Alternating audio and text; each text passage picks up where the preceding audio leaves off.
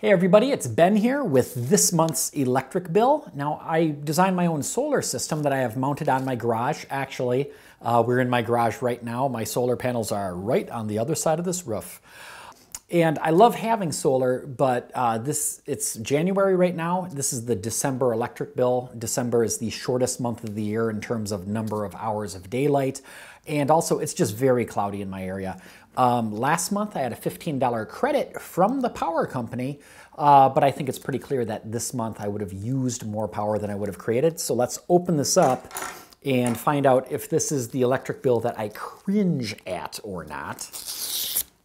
So up until just recently, I started using more electricity than what I produced, but I still had a credit from the summer, and I bet this is going to be my credit run out.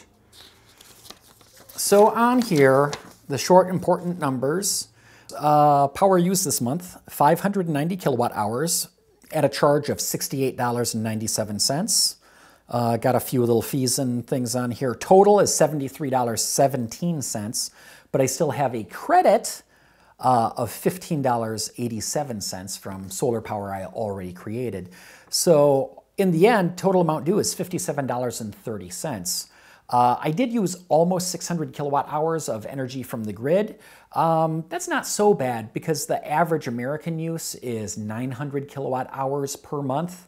And at 13 cents per kilowatt hour, the cost in my area, that would be about $117 electric bill. Instead, I'm paying $57.30. So essentially, I'm paying half what I otherwise could. So even in the middle of winter, although the solar isn't completely covering my use, it still just chopped my electric bill in half. And that's pretty cool. I mean, we're talking worst case scenario, oh no, I only have half of an electric bill. The other thing to keep in mind is that we're past the winter solstice. So every day is going to be a little bit longer. We're going to have a little bit more sunlight every day. So hopefully January, February, March, solar production will just keep going up. Electric use overall will go down, typically does, going from winter into spring. And we should be back on the positive side, get the power company owing us power again. I know I get excited about this stuff. It's very nerdy, but I think it's really amazing to be able to go green and save green. I hope you like that too. If so, please comment, like, subscribe, share this with your friends on Facebook and Twitter and everything like that. We're also on Patreon, and you can always check us out at 300mpg.org. So until next time, stay charged up. Oops, hey, one more thing here. I totally glossed over it, did not mean to.